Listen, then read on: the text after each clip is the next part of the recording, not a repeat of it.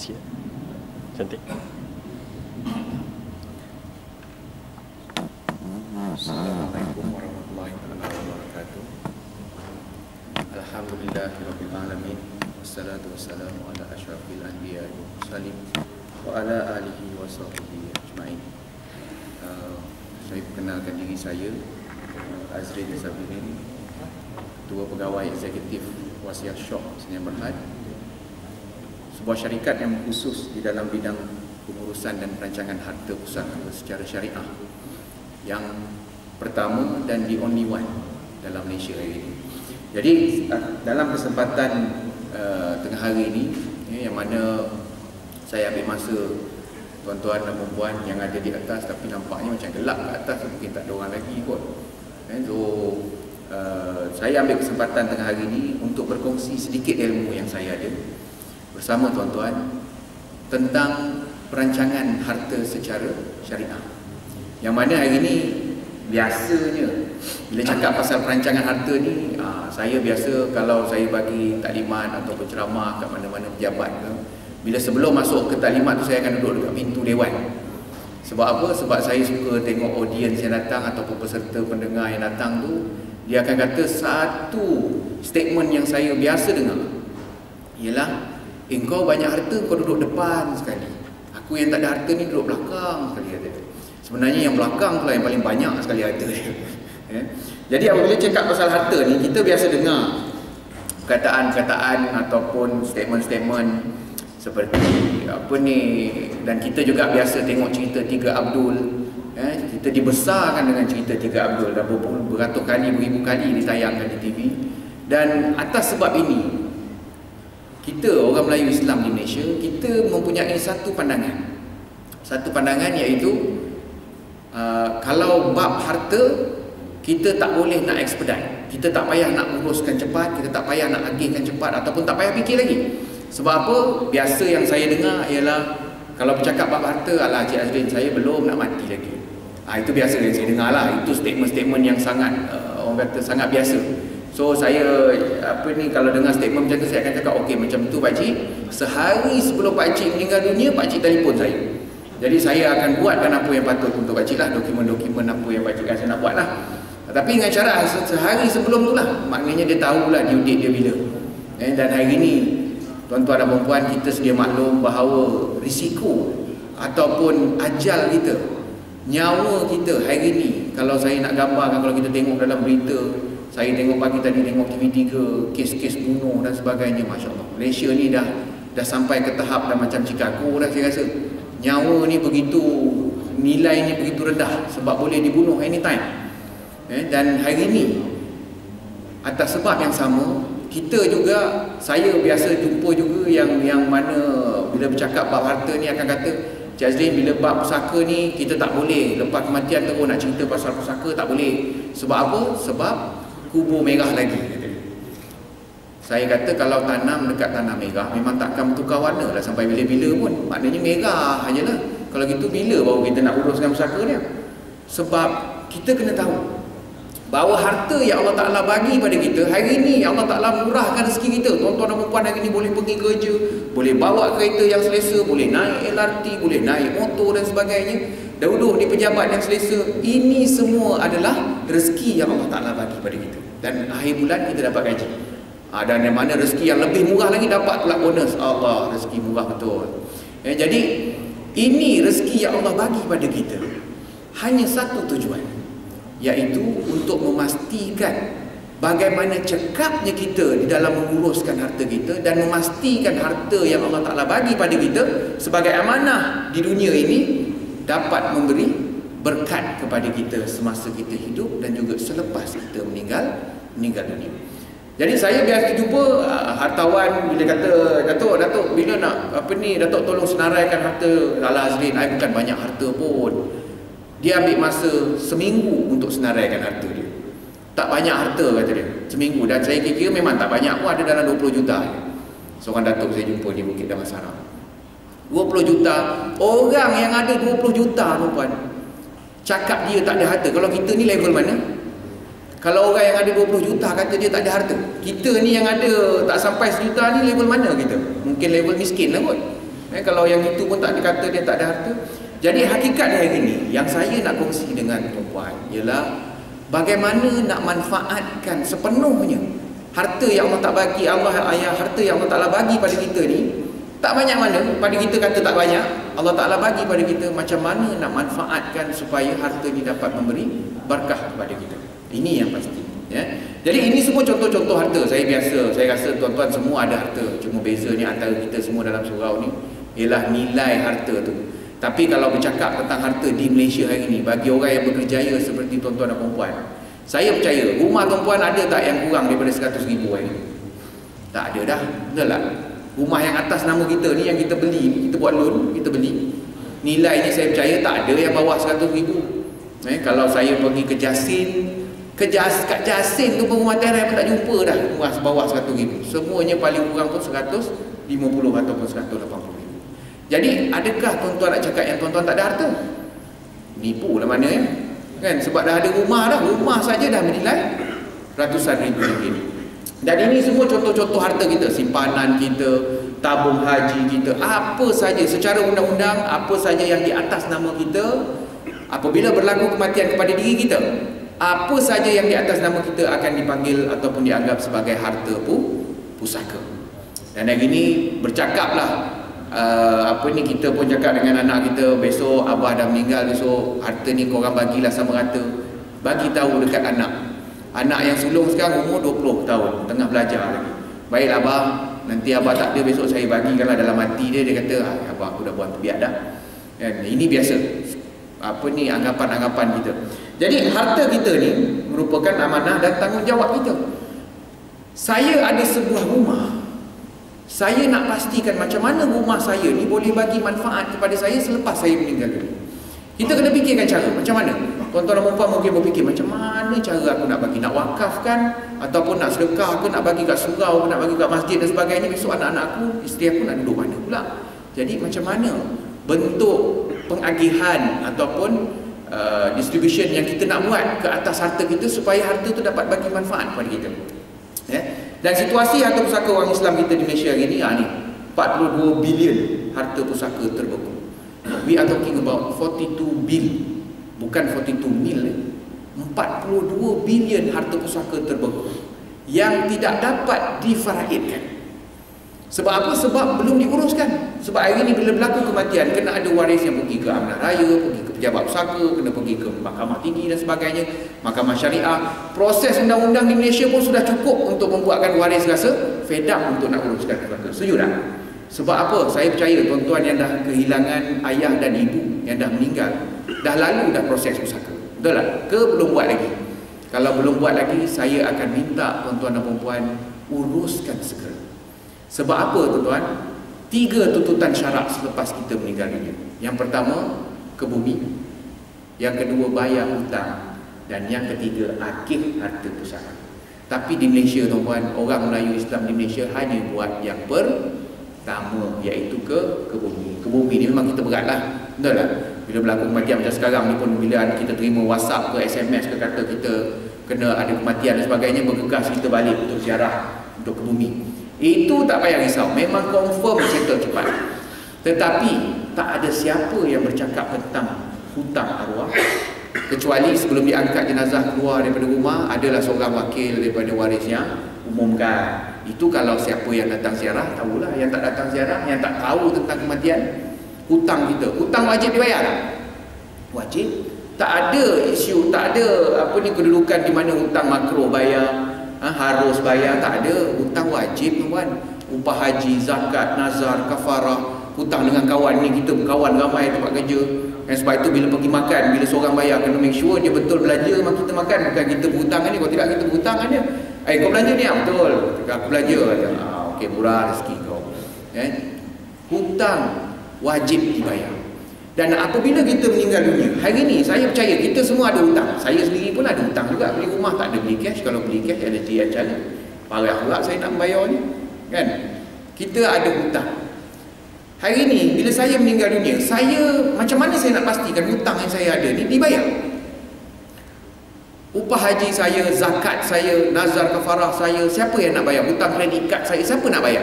dalam keadaan waris saya tak tahu saya berhutang dengan siapa. Ini biasa, betul tak? Kita tak beritahu bila ada hutang, kita sorok-sorok dengan isteri kita pun kadang-kadang kita tak beritahu dengan pasangan kita.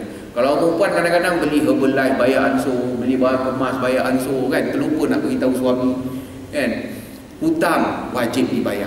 Jadi kita kena pastikan apa hutang yang kita ada tu kena senaraikan dan bagi tahu kepada waris kita. So malam ni balik rumah, masa makan malam dengan anak-anak semua kena beritahu lah, buat satu senarai. Ini hutang ayah, edarkan pada anak. Kalau anak 5 orang, bagi 5 orang. Boleh macam tu? Ini itu yang ayah, nanti anak-anak pun kata, ayah aku ni betul-betul buat biar dah senarai hutang bagi time makan pula ni. Tapi kita sebenarnya concern pasal hutang kita. Sebab kalau kita tak pastikan dia dibayar, waris kena bayar. Betul tak? Waris kena bayar. Jadi ini, maut selepas dimaki hamun warga emas pengsan berikutan pertelingkahan tanah pusaka. Ini berlaku dekat Pasir Mas, Kelantan. Saya percaya dalam surau ni adalah orang Kelantan kot, orang Pasir Mas kot. Saya nak tanya, berapa nilai tanah dekat Pasir Mas, Kelantan? Satu kaki persegi 200, 300 sampai? Tak sampai, betul tak? Kalau di Kampung Baru, ya sekarang dah dekat 700 satu kaki persegi Kampung Baru ni. Tapi di Pasir Mas mungkin 20 tu 20-30 ringgit satu kaki persegi lah. Kerana itu waris sanggup bergaduh. Pernah terfikir tak? Jadi saya nak gambarkan, saya nak highlightkan kepada tuan-tuan, sebenarnya lagi sikit harta yang kita tinggalkan, perebutan, risiko perebutan sebenarnya makin besar. Sebab keknya kecil nak dikongsi banyak ramai. Faham tak?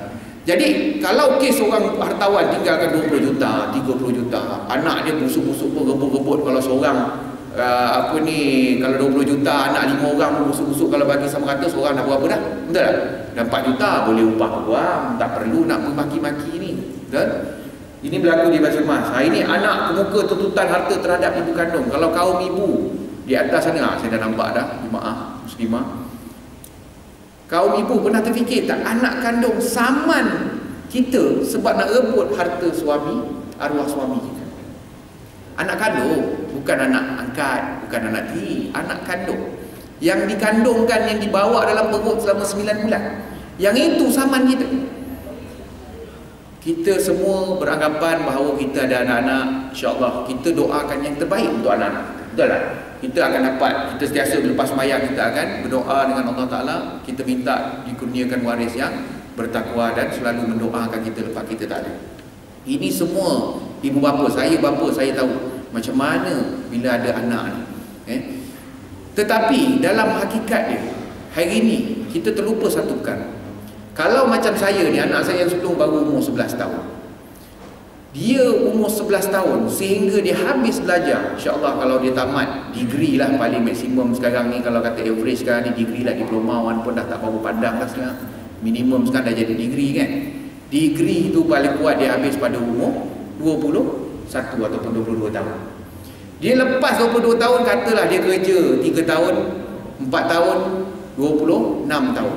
26 tahun dia cakap dengan saya, "Abah, saya nak kahwin." Masa makan malam saya akan kata, Alhamdulillah dapat dah jodoh anak tu. Kita terlupa dekat situ bahawa bila anak kita membesar, kita yakin anak kita takkan anak saman kita, betul tak? Anak kandung. Tak logik betul, betul? Memang tak diterimakan. Tetapi kita terlupa bahawa apabila anak kita membesar, anak kita berkahwin, dan seterusnya anak kita sudah pun mempunyai penasihat. Di sini kita terlupa faktor itu.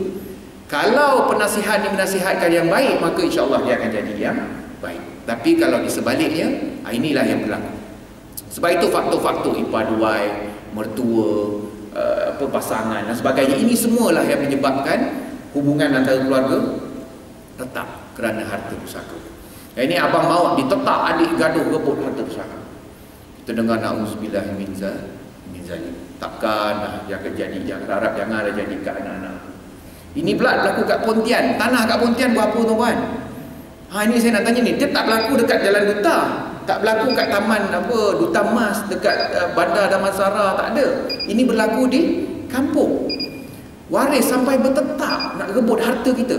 Saya tak nak cakap pasal waris. saya nak cakap pasal kita sebagai pemilik harta yang dah pergi ni. Harta yang kita tinggalkan ni, kalau waris sampai bertekak nak rebut harta kita, apa faedah kita dapat? Saya nak tanya tuan-tuan, apa faedah dia? Tak dapat apa tuan-tuan. Tak dapat apa, dah lah harta kita tu sikit, nilainya rendah. Bila kita meninggal, anak berebut sampai bertetak mati. Bukannya bertetak tak mati, tak mati ni, meninggal dunia kat situ juga. Berebut harta kita. Adakah kita di alam barzah sana akan mendapat sebarang manfaat? Tak ada tuan-tuan. Sebab itu saya kata, bila bab harta, kita tak boleh pandang remeh. Walaupun sekarang ni kita dalam usia ramai yang average umur macam saya, umur 38, 39, 40-an, kita masih berkerjaya. Kita beranggapan bahawa kita akan bekerja. Kita selalu ustaz-ustaz cakap kerjalah seolah-olah kita hidup 1000 tahun. Memang itulah yang kita dah buat lah. 20 lah kerja, betul?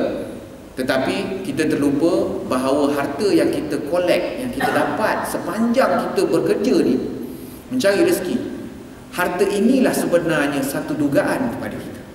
Dan Allah nak uji kita, nak tengok kita bagaimana cekapnya kita nak pastikan bahawa harta itu tidak akan mendatangkan musibah kepada kita selepas kita meninggal dunia. Walaupun tak banyak. Jadi ini anak paksa tanda tangan surat jika mahu kahwin lagi. Ya Allah. Ini karya saya ni pakcik ni. Saya jumpa dia, saya selalu dah jumpa dia. Tapi sekarang dah jarang nampak dah. Saya pun tak tahu dia pergi ke mana dah. Dia, pakcik ni, nak dijadikan cerita, dia dah dah membujang, bukan membujang lah, menduda dah berbelas tahun selepas kematian isteri. Lepas tu adalah seorang perempuan berhampiran yang selalu masak dengan dia, bagi dia makanan dan sebagainya. Dan dia pun berhajat untuk kahwin dengan perempuan tu. Bila anak dia 2 orang lelaki tahu dia nak kahwin, anak dia kunci dia, kurung dia dalam rumah, tak bagi dia keluar. Selagi ayah dia tak sign borang 14A untuk pindah milik tanah dia kepada anak dia. Anak dia ugut dia, abah kalau nak sign, abah kalau nak kahwin kena sign dulu. Kalau abah tak nak sign, saya kurung abah dalam rumah. Memang dia kurung, dia kunci je dari luar.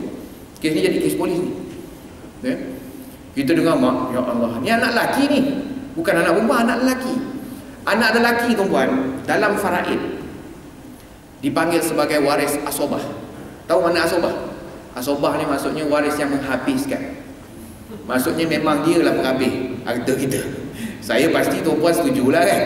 Waris yang menghabisi maksudnya dia dinding habis. Kalau ada anak lelaki, jangan risau, harta kita takkan pergi ke adik-beradik kita, takkan pergi dekat siapa-siapa pun, akan habis didinding oleh anak lelaki. Tapi kalau tak ada anak lelaki, di sini timbulnya isu siapa yang berhak ke atas faraid. Ini nanti saya cerita.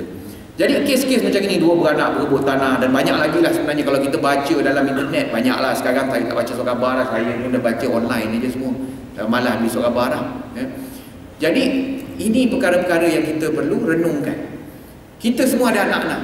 Bagaimana, saya nak tanya tuan-puan boleh jamin tak anak-anak kita takkan buat perkara macam tu pada kita lepas kita meninggal? Ataupun masa kita hidup, dia takkan kurung kita dalam rumah, dia takkan halau kita keluar rumah.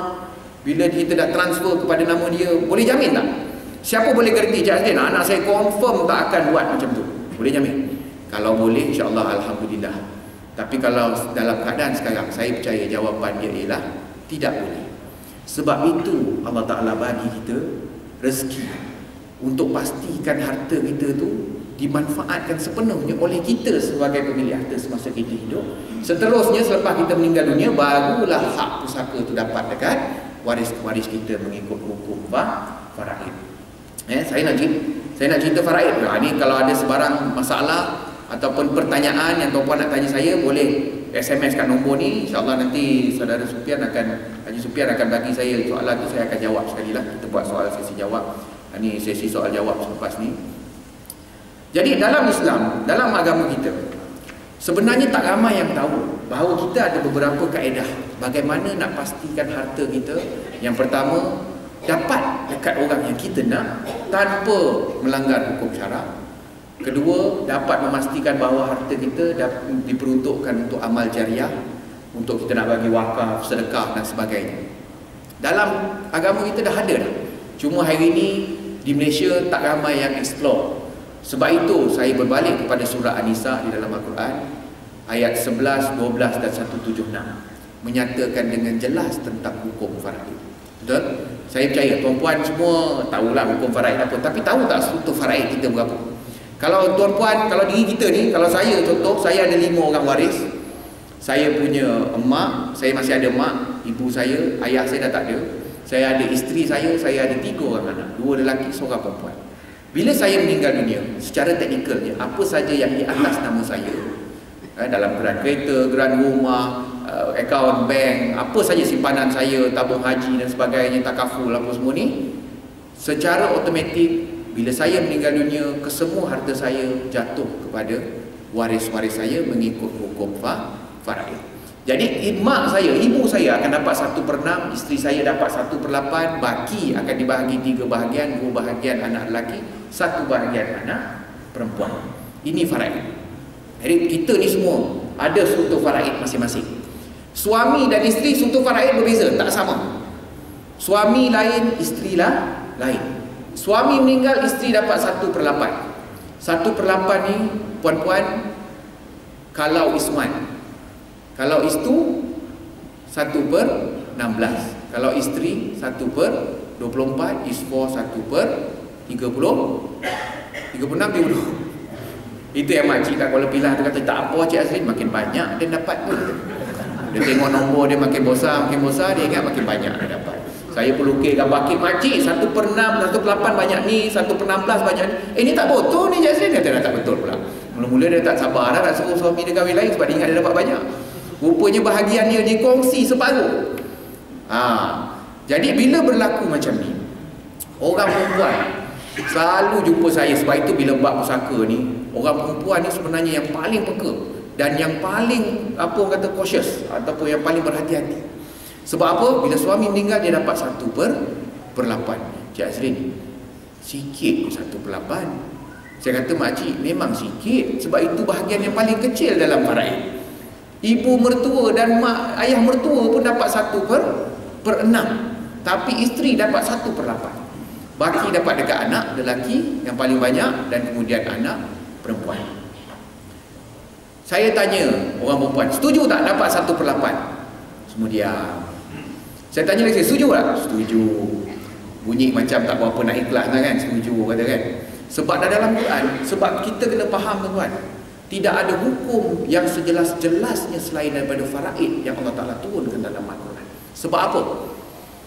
Kenapa Allah Ta'ala turunkan faraid detail dalam 3 ayat ni? Tak payah rujuk kitab fiqh. Kita solat dalam Quran semua solat, tapi kita kena ada 4 mazhab, ada 4 cara sembahyang. Betul tak? 4 cara solat. Sebab Allah tak terang macam mana cara solat dalam Al-Quran. Tapi faraid tak payah rujuk kitab fiqh lain. Memang detail. Matematik darjah 3, GSTK, gandaan sepunya terkecil ada dalam Al-Quran. Tapi bila kita baca ayat tu, kita nak kena ni lah, nak kena terjemahkan dengan cara yang betul lah. Jadi atas sebab ini, Allah Ta'ala saja yang tahu hikmah kenapa faraid diturunkan sedemikian. Tetapi hakikatnya satu je yang saya boleh rationalizekan tuan-tuan dan puan-puan, ialah faraid Allah Ta'ala turunkan dalam Al-Quran dengan tanggungjawab. Bukan turun buta bagi saja. Kenapa? Sebab suka nak bagi orang ni lebih, nak bagi orang ni kurang. Tidak. Dengan tanggungjawab. Kenapa waris perempuan dapat lebih kurang separuh daripada waris lelaki? Sebab waris perempuan ditanggung. Tetapi waris lelaki dia dapat pendudukan ataupun pusaka itu bukan untuk dia seorang, tetapi untuk menanggung ibu dia. Kalau kenapa anak lelaki dapat lebih, anak lelaki kena tanggung ibu, kena jaga adik, kena jaga kakak, kena walikan adik, kena walikan kakak. Sebab itu bila kita tak ada anak lelaki, yang boleh mewalikan anak kita siapa? Yang pertama sekali, ayah kita. Betul? Datuk suami lah boleh mewalikan. Sebab itu asobah dekat datuk bila kita tak ada anak lelaki. Datuk meninggal dulu sebelum kita, maknanya ayah kita dah meninggal dulu, baru kita pula meninggal, baru pergi dekat pak cik, pak saudara. Pak saudara boleh walikan anak dia, anak buah anak kita tak? Anak perempuan boleh. Tapi orang kita hari ini beranggapan wali hanya tanggungjawab melafazkan akad nikahnya. Itu silapnya. Sebab tanggungjawab wali daripada meninggal adik-beradik dia kena jaga secara fizikal anak buah dia, anak perempuan, anak anak rakan, anak saudara perempuan dia daripada tarikh meninggal sehinggalah lafazkan ijab dan kabul. Itu tanggungjawab wali. Tapi Pak Cik ni duduk kat Australia 20 tahun tak pernah jumpa.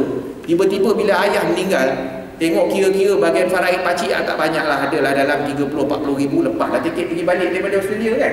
Balik Pak Cik untuk tuntut tu pusaka. Hari ni, jadi hari ni saya nak beritahu, jangan salah faham tentang faraid. Allah Ta'ala turunkan faraid seadil-adilnya. Dalam dua keadaan kita wajib guna faraid. Iaitu yang pertama, bila semasa hidup kita tak ada buat sebarang perancangan. Maksudnya kita tak ada buat apa-apa, nak wasiat ke, nak wakaf ke, nak hibah ke apa, semua kita tak ada buat apa-apa. Dan yang kedua, bila waris tidak mencapai sebarang permuafakatan tentang pengagihan, masa tu wajib guna faraid. Tetapi semasa hidup, kalau saya dah buat pengagihan saya sendiri yang mengikut hukum syarak, ataupun kalau saya tak buat sekalipun, bila saya meninggal dunia, waris semua sepakat, 5 orang waris saya tadi, ibu, isteri dan 3 orang anak, semua sekali sepakat, tak apalah mak, anak saya semua masa tu dah umur 20 tahun, tak apalah mak, kami semua ada rezeki masing-masing dah, kami dah bekerja dan sebagainya, apa yang arwah tinggalkan ni kami lepaskan hak kami, bagilah pada mak semua. Mana maka isteri saya dapat semua. Boleh ke tidak? Boleh, sebab semua waris tadi setuju, sepakat. Ataupun semua satu, tak apalah kita bagi sama rata, semua setuju, okey. Ikut faraid tak? Tak ikut. Jadi ini maksud saya tadi, dua keadaan di mana wajib guna faraid. Jadi dalam keadaan ini, sebab itu kita dalam syarak kita ada dua kaedah. Yang pertama dipanggil kaedah ijbari, ataupun dan kedua kaedah ikhtiariyah. Ijbari ini maksudnya kaedah faraid lah, kaedah yang telah Allah Ta'ala tentukan.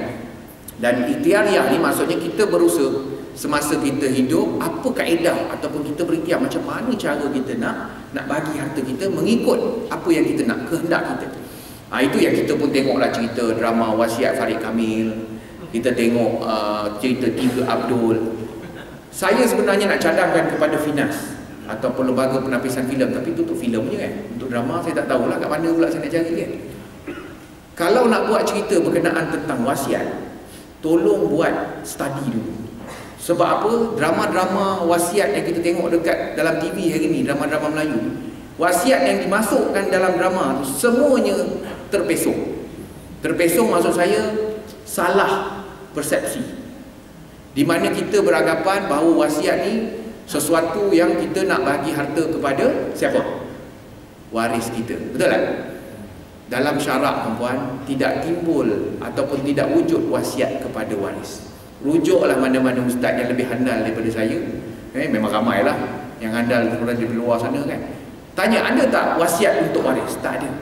Sebab dalam syarak, wasiat bermaksud pemberian tidak melebihi 1/3 kepada bukan waris untuk tujuan amal jariah.